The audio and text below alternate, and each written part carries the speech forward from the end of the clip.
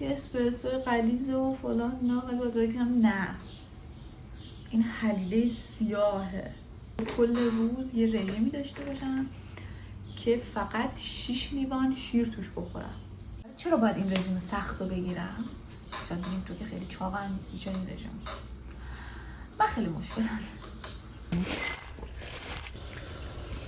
اون زهر ماری که دیدی و اینجوری درست کردم. حالا بذار برات توضیح بدم که مشکلات من چیه.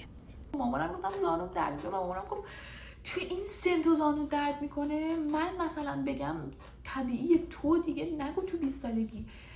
و همیشه برای خودم هم این سوال بود که من مگه چند سالمه که انقدر دارم دردایی رو تجربه میکنم که باید تو سنین بالا تجربه کنی. جلسه رو با هم داشتیم و یه سری حرکاتی رو من گفتن انجام بده تا متوجه بشن که واقعا مشکل کجاست.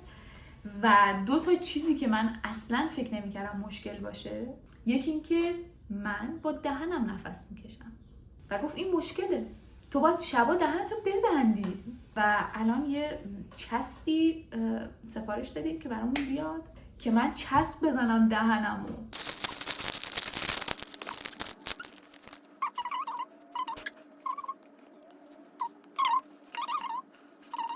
آره بیا اینو با هم امتحان کنیم. لبون چون خیس کردم. اوکی.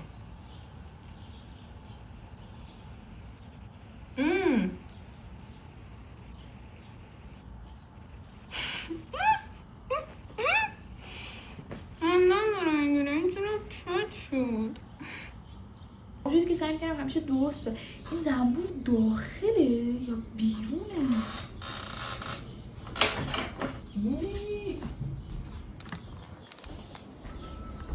میبینیش؟ داخله. این چجوری من بدم بره؟ دیدی همینو؟ آدم خوبی هستی؟ تو چقدر عجیبی. همینو برو. آفرین رفتی. زنبوره.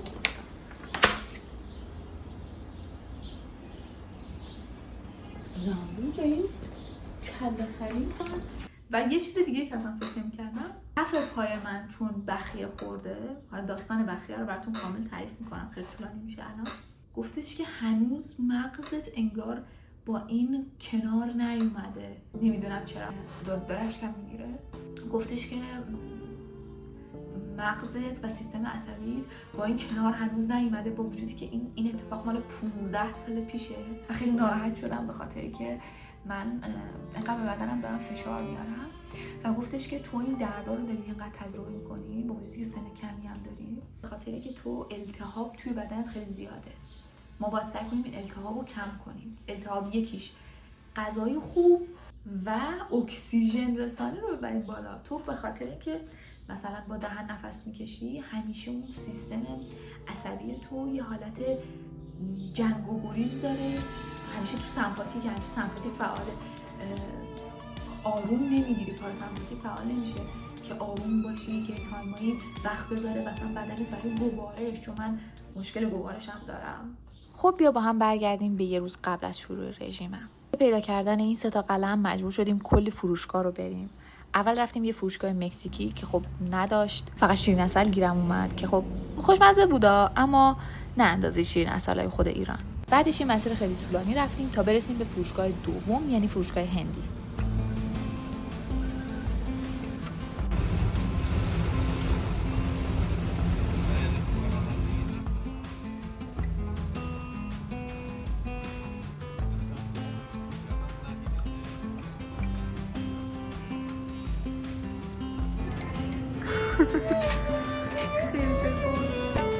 خیلی به هم ریخت و ترسناک نیستم، من خواب اینا رو میبینم.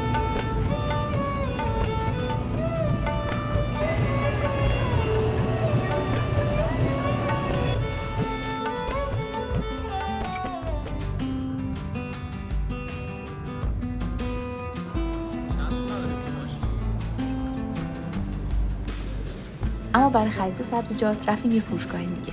از اونجایی که میبینید ما بارون رو با خودمون آوردیم و وقتی از فروشگاه داشتیم برمیگشتیم انقدر بارون شدید شده بود که محمد حسین مجبور شد رو سرش پلاستیک بذاره و بدوه که خب اینجا میبینید گوشیش میخوره زمین. چون قرار بود یه هفته رژیم داشته باشم، بعد یه مدت طولانی رفتیم مکدونالد، یکم بازی کردیم، چیز برگر خوردیم و یه هفته رژیم سخت رو شروع کردیم. سسمون رو با خودمون آوردیم.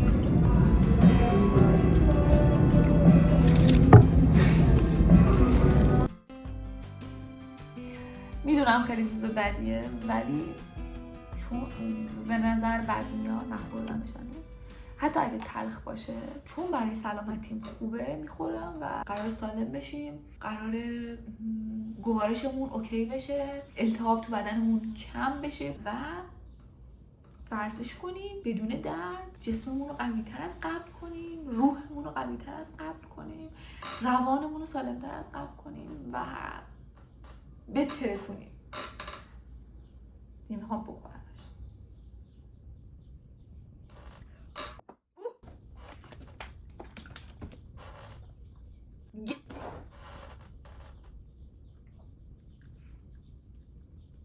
گسترین چیزی که تو زندگیم خوردم. نمیخوام بعدش بخورم. نفسم میاد. اینو دوست ندارم.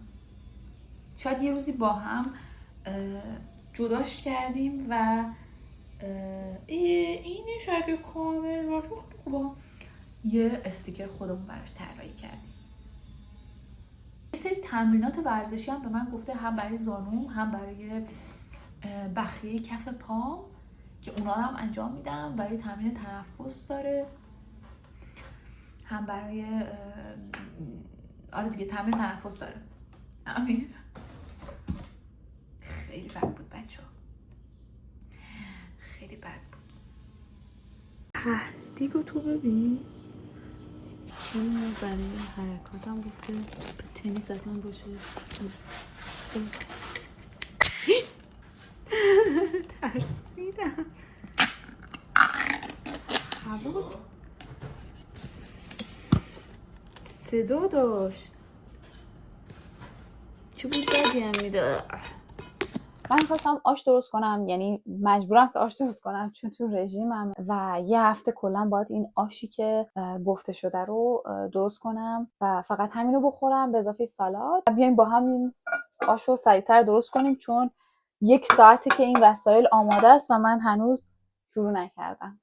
کلا امروز داشتم به این فکر می‌کردم که یعنی یهو به ذهنم رسید اکثر آدمایی که مشکلات روحی دارن تجربه میکنن، با مشکلات روحی و اختلالایی مثل افسردگی یا اضطراب یا حتی شدیدتر، اغلب این آدما یه مشکلی دارن توی روده‌هاشون. سیستم گوارشیشون خیلی خوب کار نمیکنه، برای همین خیلی بیشتر مستعد مشکلات اینجوری هستن. شاید خیلی چیز عجیبی به نظر برسه که خب روده چه ربطی به مثلا حال روحی تو داره، ولی خب الان دیگه همه اینو درش یعنی اتفاق نظر دارن که خیلی مهمه. واقعا اگه میخوای مهاجرت کنی بیاین چاقو اره از ایران با خودتون بیارید.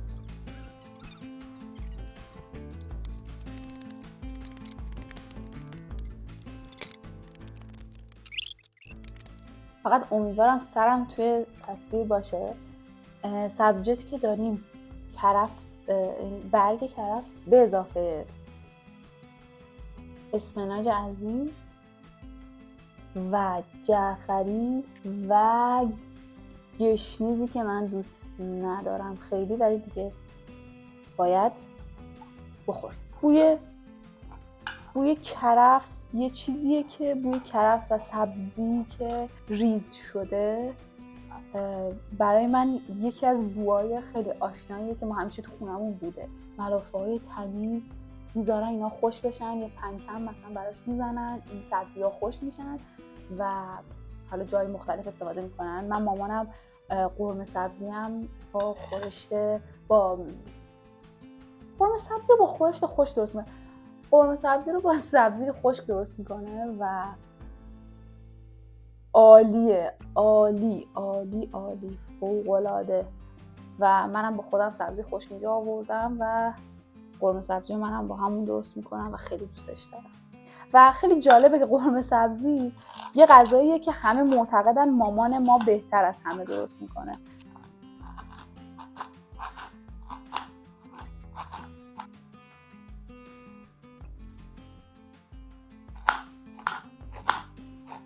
کاش که اینجا بودی و با هم میتونستیم غیبت کنیم. آره خواهر، اصلا نمیشه سبزی بدون غیبت، نمیشه. انگار ساخته شده این کار واسه اینکه تو بشینی و صحبت کنی، چون خیلی کار کسل کننده ایه اگه هیچ حرف جالبی این وسط زده نشه.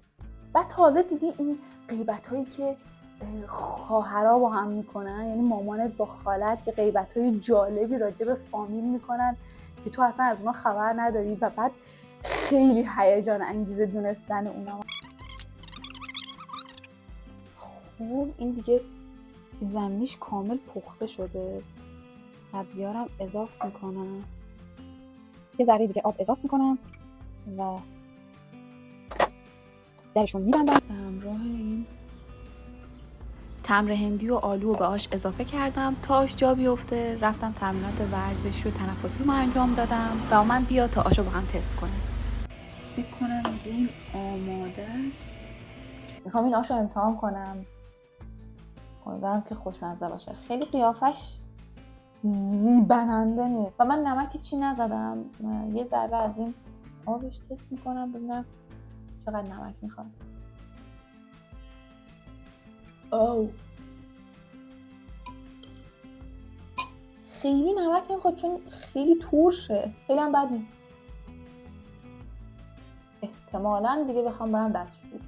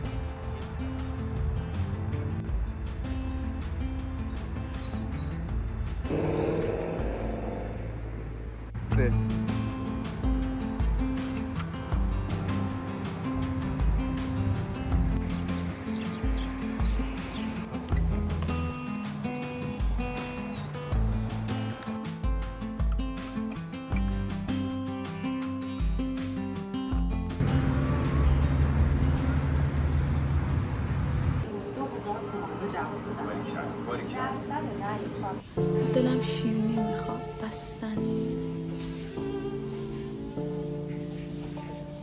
کیک، تیرامیسو. چند قاشق آخر این آش کذاییه و باورم نمیشه که این هفته سخت و از سر گذروندن من گذروندم.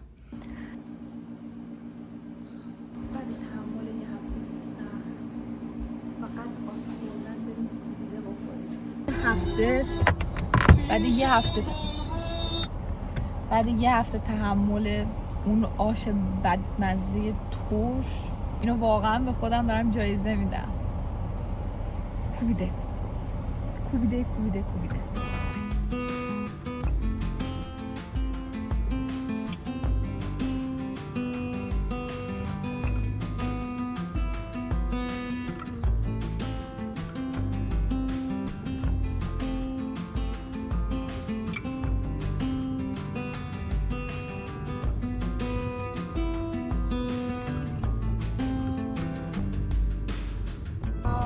دلم کباب زیاد.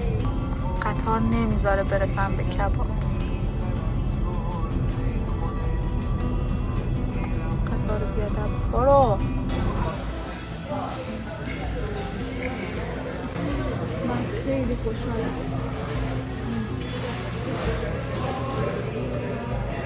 خوشحال ترین